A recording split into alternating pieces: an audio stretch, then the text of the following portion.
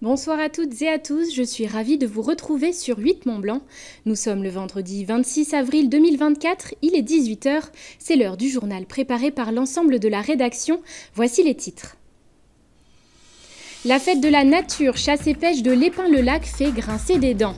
L'association Justice Animaux Savoie dénonce le soutien de la municipalité qui co-organise cet événement où exposants et sonneurs de trompe seront réunis. Et puis nous irons à Chamonix à la découverte de trésors montagnards. Le musée des cristaux regroupe les découvertes de nombreux cristalliers du monde entier. Au pied du Mont Blanc se pose d'ailleurs la question du futur de cette pratique. Comme évoqué en titre, la fête de la nature, chasse et pêche co-organisée par la municipalité de l'Épin-le-Lac ne fait pas l'unanimité. Une trentaine d'exposants et 180 sonneurs de trompes de chasse seront présents ce week-end pour mettre en avant leur passion. Un événement jugé regrettable pour l'association Justice Animaux Savoie qui reproche à la municipalité de cautionner ces activités. Reportage.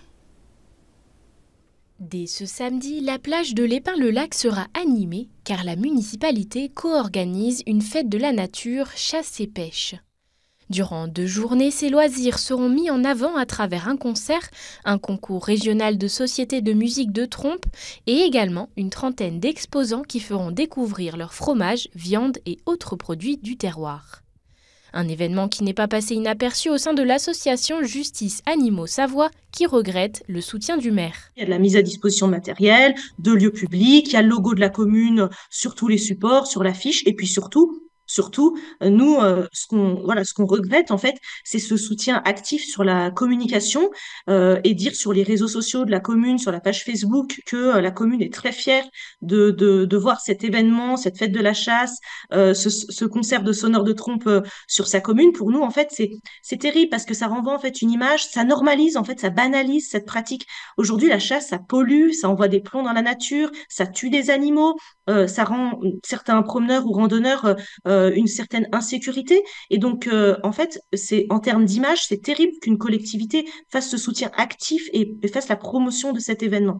L'association a donc lancé une pétition en ligne afin de demander au maire de ne plus soutenir ni programmer cet événement à l'avenir.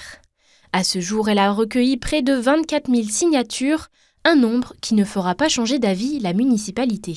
Je n'attends pas d'une association extérieure au territoire, je n'attends aucun conseil, aucun ultimatum et aucune autorisation de faire quoi que ce soit puisque je suis maire de l'Épin.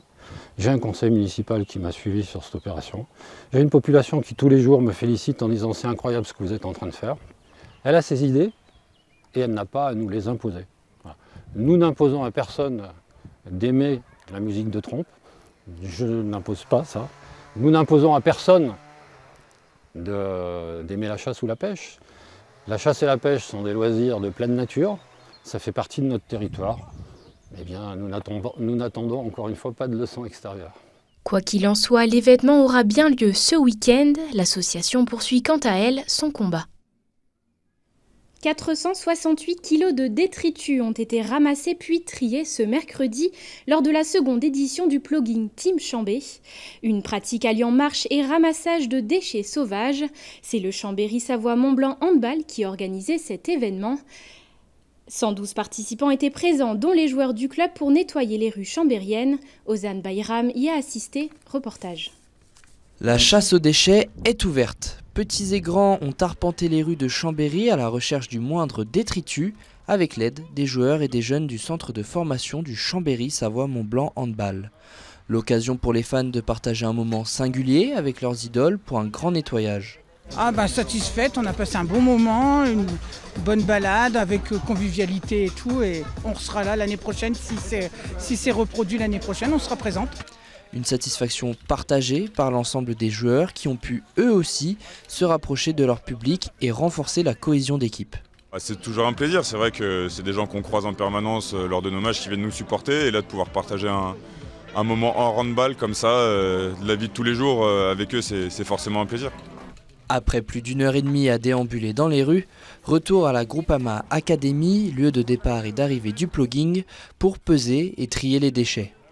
Une bonne action pour la planète qui pourrait, à l'avenir, prendre de plus en plus d'ampleur. C'est un événement qu'on aimerait réitérer chaque année, peut-être même sous d'autres formes dans les années à venir. On aimerait bien réussir à à fédérer autour de nous tous les clubs du territoire, que ce soit en Savoie, en Haute-Savoie, en Isère. On a énormément de fan clubs qui nous suivent sur les territoires et essayer de faire un événement un peu plus global qui aille un peu plus loin que simplement Chambéry. Au total, ce sont 468 kg de déchets qui ont été récupérés, bien plus que l'année dernière. Pour les organisateurs, cet événement est une réussite. C'est une activité historique dans la vallée de Chamonix. Chaque été, de nombreux cristalliers partent dans les montagnes à la recherche de pierres précieuses.